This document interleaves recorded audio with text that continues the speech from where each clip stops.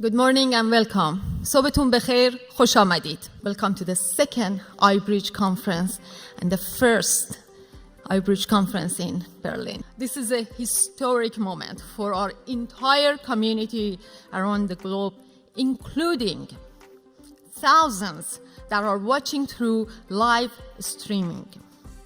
The largest ever entrepreneurship in Iran with over 1,000 entrepreneurs, business women and men, and educators. There are too many people to thank individually, but I would like to recognize four in particular, without whose efforts this gathering would not have been possible. Ms. Ruha Rehani, Dr. Ali Zuashkiani, Mr. Kamran Elahian, and Dr. Yahya Tabesh.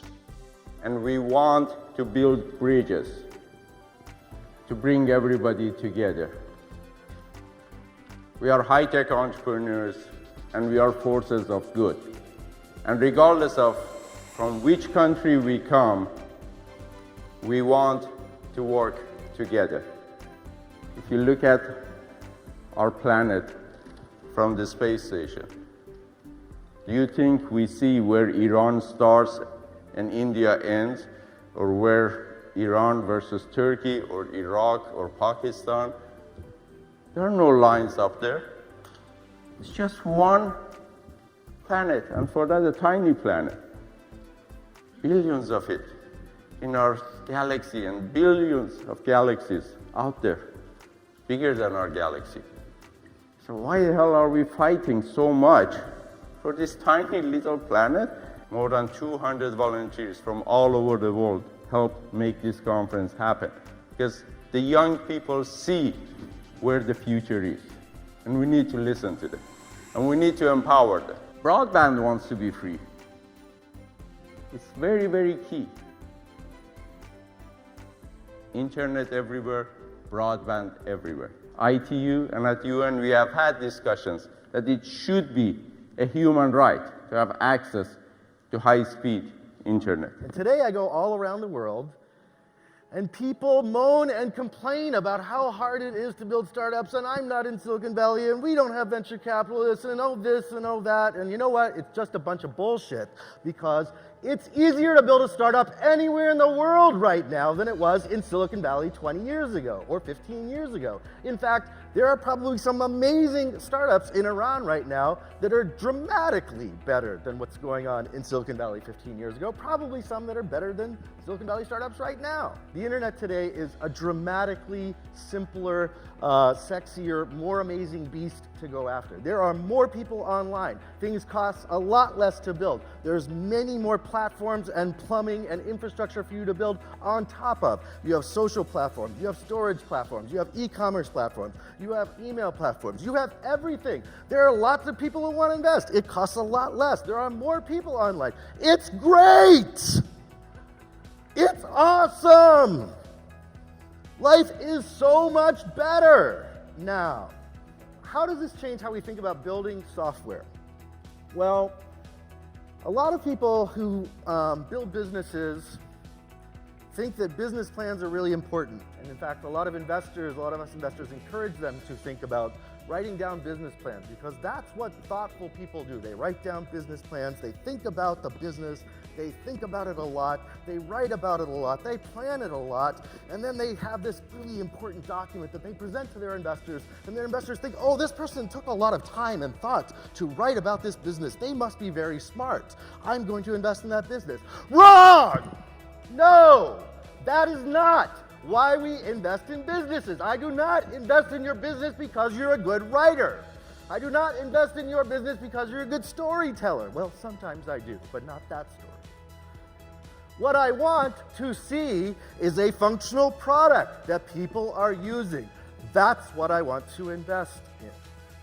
Also, the business of building startups is full of mistakes. We make mistakes all the time, so we don't walk linearly forward the path that we planned when I was writing my business plan 2-3 years ago. What happens is I would take one step. Oh, wait, there's a cliff there. Let's go over here. Oh, wait, there's a helicopter here. I can jump over here. There's some other things. Here's somebody with some money. Wait, this other person told me this other thing.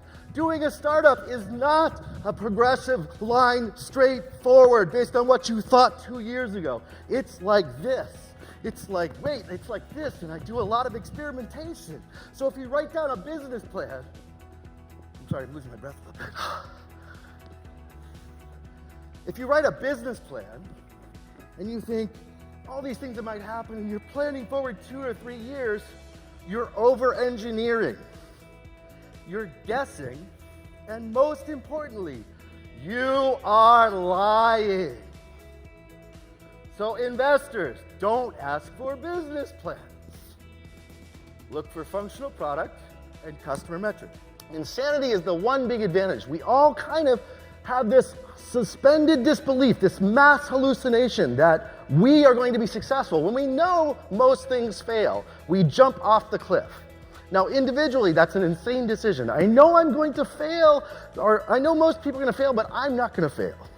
But collectively, we all jump off the cliff. Now, collectively, it's a smart decision because some of us will succeed. Some of us will be able to build the plane on the way down. And hopefully the people who are about to die jump into the plane as it's being built on the way down. It's very inspiring for me to look across this vast sea of young and energetic individuals. I'm reminded of something that Mark Twain once said when he quipped that life would be infinitely happier if we were all born at 80 years old and gradually grew to be 18 years old. For those of you who don't know who Mark Twain is, he is America's Mullah Nasreddin. Let's just look at, for the first 15 years, between now and 2030, what can we expect? Because that's the horizon that we have greatest visibility on. And the 3 areas where we're likely to see the greatest change are computers, biotech, and nanotech. So let's look at some of these. You've all seen Google Glass. It's kind of a geeky kind of thing. Well, by 2030, we'd be able to download every piece of information on Earth onto our contact lenses. We'll be able to see every movie. We'll be able to read every book. We'll be able to see every piece of news. Halfway around the world, we'll be able to see what our children are doing on the other side. Halfway around the world, we'll be able to see what factories are happening at the other side of the globe. And you can imagine what kind of a transformation in terms of productivity that would be. By 2030, driverless cars will not be the exception, they will be the norm. The shape of transportation, of moving people around, is going to dramatically change. Traffic jams will be a thing of the past as cars communicate with each other, replacing human drivers.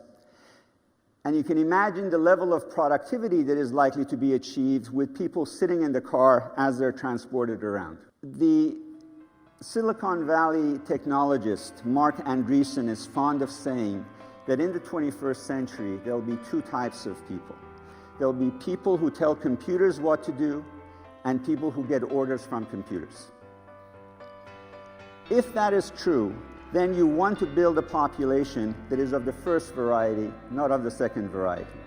That means building a tech-savvy population that is scientifically literate, and even that is not enough.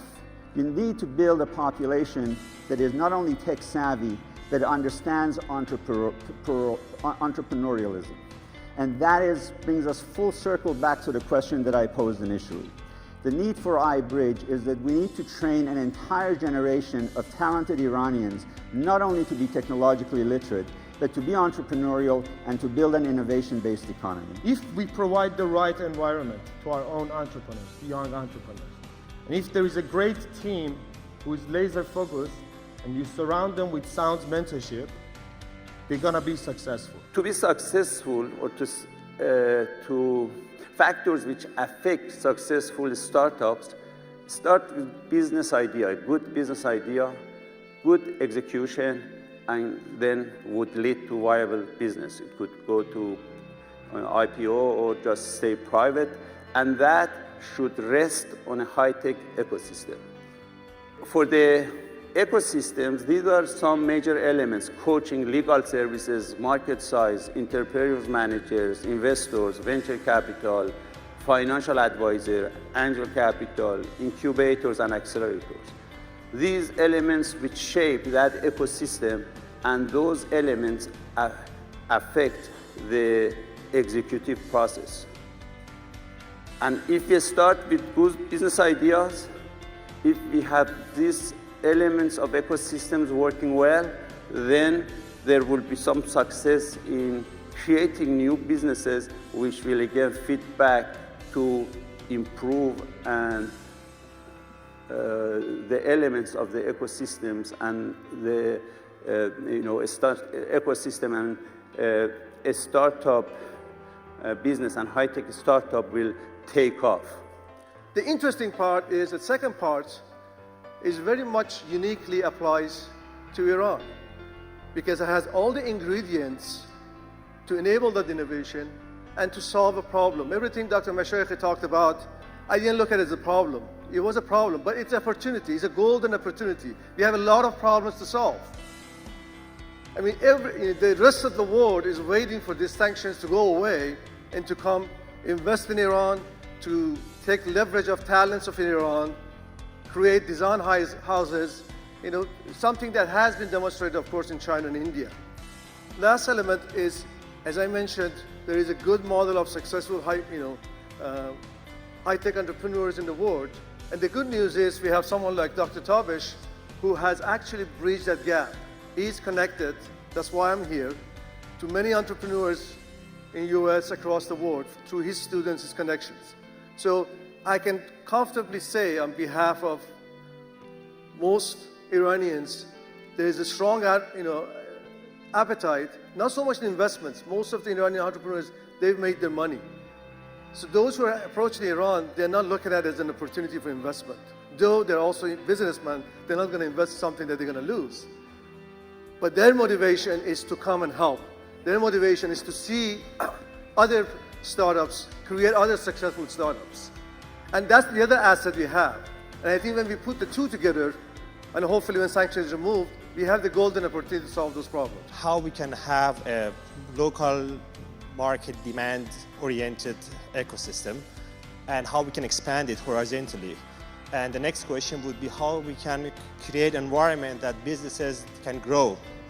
And the last one, not the least, is, and as Dr. Mashaykh pointed out today, one of the new components of Iranian high-tech entrepreneurship ecosystem is the role of expats and diaspora. And the question, I hope that we would have enough time, that I want your participation at the end, is how we can get your help, basically Iranian expats, to help Iran to achieve the issues that we're going to raise the first two questions. Maulana has said it's a very good fit for the social entrepreneur. They are the one that they would close their two eyes and they would see through the other eye. And the other eye is their heart. They follow their heart, and their mission is the impact in their community. If your business training, if your access to capital, if your creativity, your diligence, your energy, your connections, your networks, your ability to write code, your ability to persuade people, if those things result in the world being better, you are a social entrepreneur. At some point, Iran will emerge from sanctions. At some point, things will get better. And its entrepreneurs, both inside and outside the country, will have the opportunity to remake the entrepreneurial culture of a nation and possibly a region, and to remake relationships of capital, of technology, of creativity, of human connection and of innovation, inside, outside the country. So I am proud of you, proud truly to hear that you guys are here for the good of humanity. And this is the message of Iran. This is the message of the Middle East, is that we are here to do a lot of good. And there is a lot of good and energy inside us. I'm a bit emotional.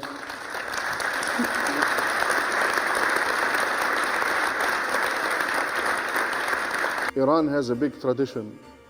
We differed in times of history, but nobody can say that Omar Khayyam is not one of the most celebrated poets in history. Nobody can say Shajarian and Hafiz and Marziya are not the beauties of Iran.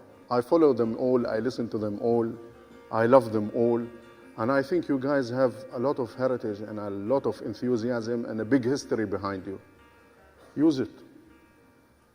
And use it in a manner that can invest in the energy of youth. Hi. Can you keep some distance? Sorry, this is a bit close. How is it possible that here at iBRIDGE, 150 volunteers have come, have paid their own trip, and are working really hard and are tired? What is happening here? And one of my reflections has been that, especially in this generation, it is no longer just about money. There is a currency that is much more effective, which is meaning or purpose. In short, collaboration is very messy. It's very organic. It's super sloppy. It's not pretty. Imagine it's like you're sitting in the restaurant and you order your meal and you get this beautiful, pretty plate. Well, collaboration is when you're in the back of the kitchen and you're watching everything, okay? You're seeing how the chicken gets hacked apart and all of the mess. That's what collaboration right now is often, and this is why often people shy away from it because they say, oh, this is not professional, this is not this, that. There is a sweet, sweet quality that comes out of this. And I think for me, actually, the last few months, iBRIDGE has really managed to be a highly collaborative community. And the future of that is something that motivates us in a very big way. And we imagine that innovation will open. And in 50 years from now, one of the questions that was being asked earlier, in 50 years from now, people are going to be living, healthier, happier lives than any time before, because technology will be more involved. There will be no barriers, ideally, between us. And ideally, everything will inspire us to create more and to innovate more. And I feel very fortunate to be in a generation where that's the philosophy. The philosophy isn't let's have a quick exit as much as it is let's build something that the world needs and let's build something that will make an impact. The future is, and a very short future, is going to be much better. And I think it's going to be much better because it's going to be led by women. I think it's certainly, thank you. I think it certainly is going to be much safer, much more peaceful, and if I'm around, it's going to be much more beautiful. So, come on guys, we all understand that women and men experience the world very differently. Those experiences are extremely valuable. They are not better or worse, but they're all valuable. If you bring it all together, we can create an amazingly exciting world. The future is open. You can start wherever you are, and if you're determined, if you have a vision, you will find support. I'm interested in bringing technology and architecture, integrate the two the way Steve Jobs has done for the technology we use today. Now here, today we all gathered, there is buzzword of startup technology, venture capitalists, all of these things going around. Amazing.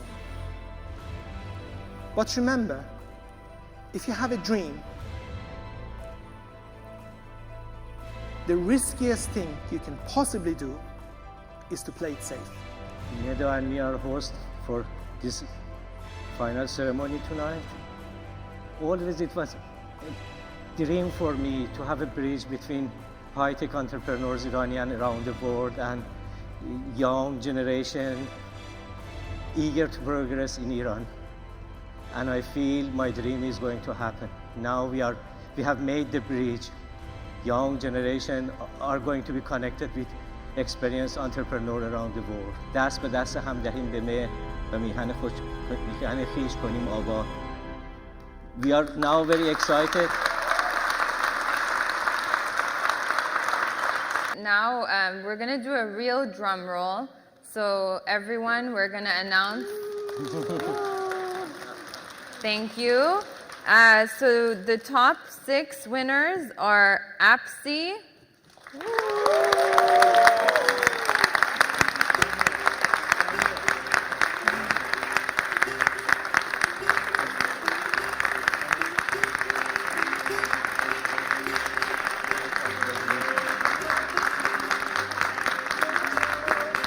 Next, Navok.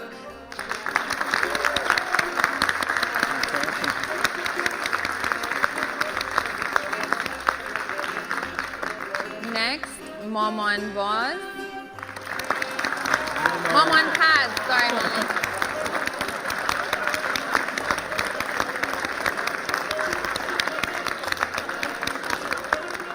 Next, Toxi Moda.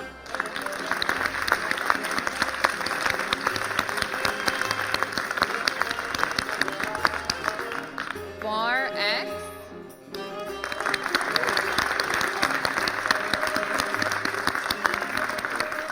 And Blocks.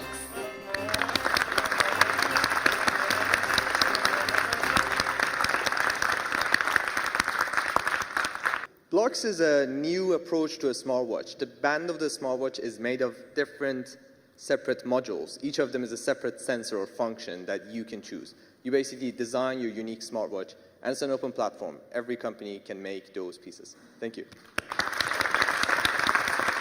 Thank you. Congratulations to all of you. Nedajan, do they have any special prize too? Yes. So the special prize is a trip to Silicon Valley.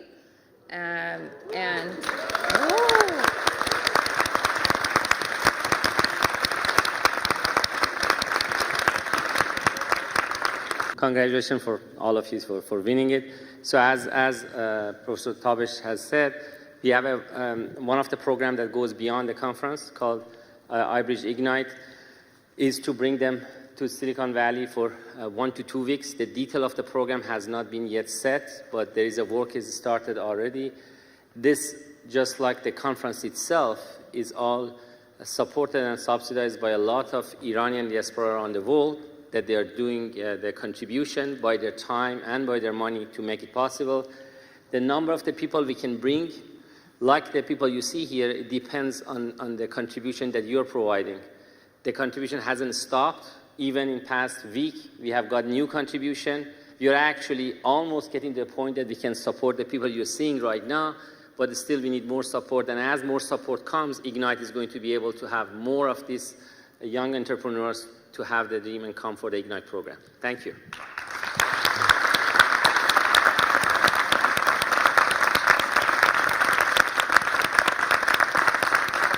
Iran is one of the best countries in terms of entrepreneurship. Iran has very good entrepreneurship. You saw many of them yesterday, but this is not just this sample.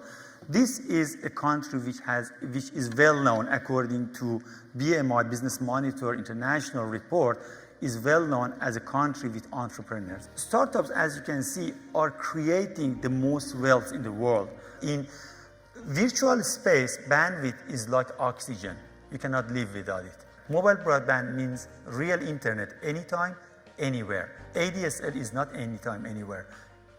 Fiber is not anytime, anywhere. The only thing that's anytime, anywhere is mobile broadband, because you have it in your pocket, you have internet with you wherever you go. No need to to boot up your computer, stuff like that. You can move in the ship, in the plane.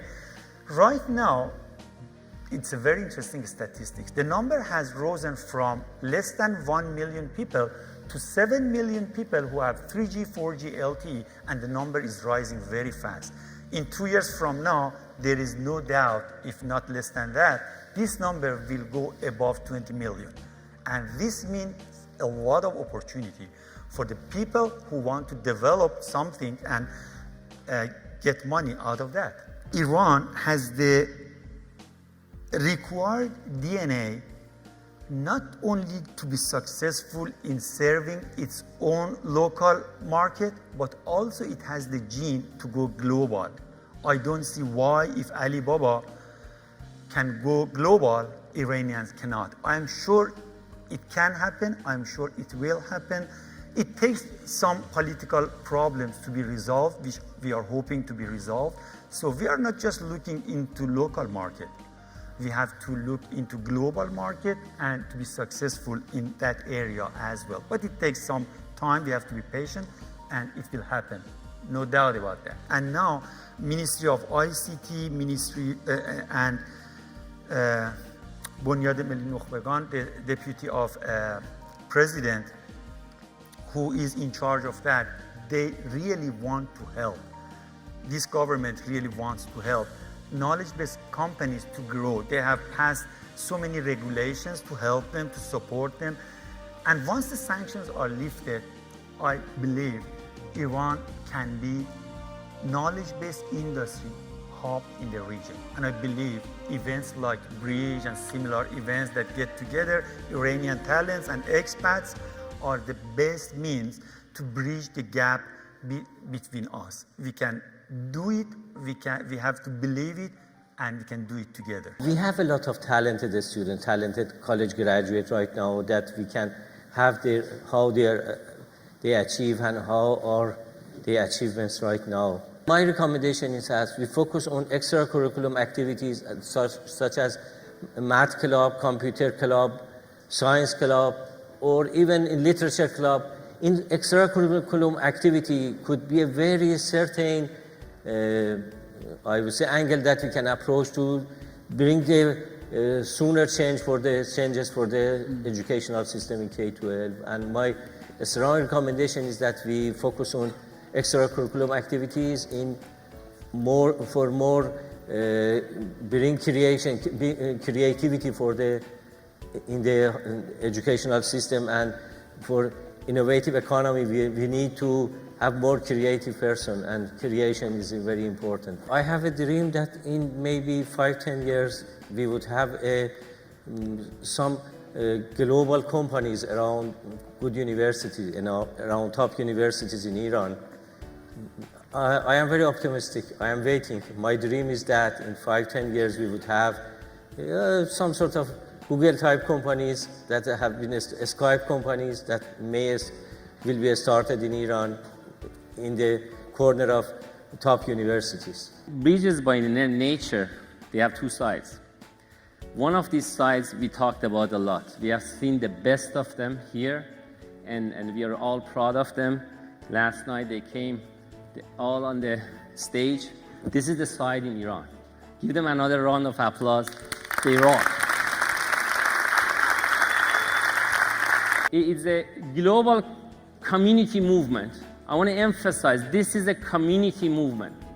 It's not about a single person, it's not about a single location, it's a global thing that's happened. And it's about building bridges. And the goal is very simple, accelerating innovation economy in Iran. This is the 23 countries that you actually have the global team as part of it. This is the team of 260 people. The 260 people of, 110 of advisors and 150 of volunteers, they come from these 23 countries. Now, if you look at it, it actually, from 48 countries or so, we had people that came here in person and joined the actual conference. Man, this is amazing view. Did you know that we have this kind of Iranian diaspora around the world, that they come here for innovation economy, for high-tech entrepreneurship? This is what happened in Berkeley. But you know, the event actually, this wasn't the main event. This is inside. This was the event. That's the reason I asked, why iBRIDGEs? Why iBRIDGEs? What is this S? I mean, this is iBRIDGEs because it wasn't one bridge. Every two guys or gals or guy and gal are talking, they're making bridges here. And this is the event here, and you know what, again, the main event wasn't here. It actually will happen here and happen here.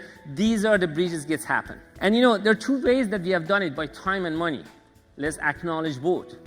There is more than 10,000 hours of people, I don't know how to estimate it, so many of them, so many years, maybe 20,000 hours, have been put on making these events and this kind of thing happen.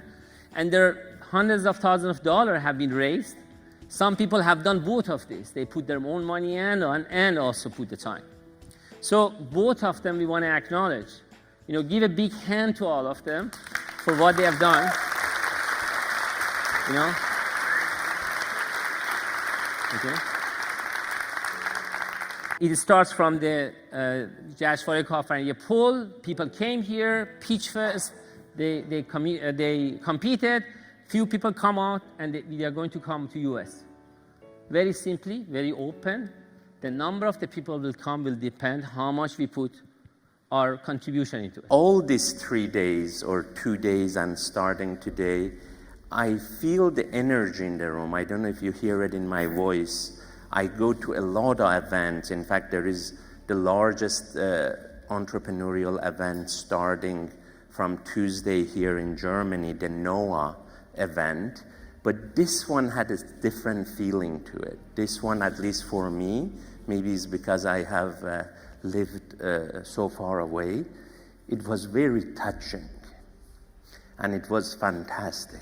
I would like to say the future of Iranians and iBRIDGE will be very bright. But the part that you guys are doing technology is you want to squeeze that 20 years into 2 years. You have to work faster, better, speed up the acceleration by producing a product and launching it and then tweaking it. Or I really enjoy that Omid Kurdistani built the business model of Google and then executed.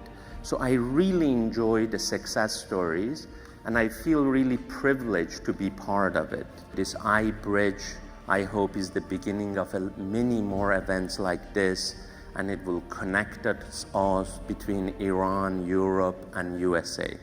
Money is like manure. The more you hold on to it, the more you stink. The more you spread it around, it's like fertilizer and creates many new positive energy and great activities. Keep that in mind, and when you make your millions, and hopefully some of you make your billions, using your brain and coming up with new innovations and creating thousands of jobs, the only request I have on you is anywhere, any place in the world, they ask you to go and give a talk, do it. Don't ask for money. Teach everybody, share it with everyone, your knowledge. And let's all work together, make this a wonderful planet for all of us and all the future generations to come. Thank you all and love you all.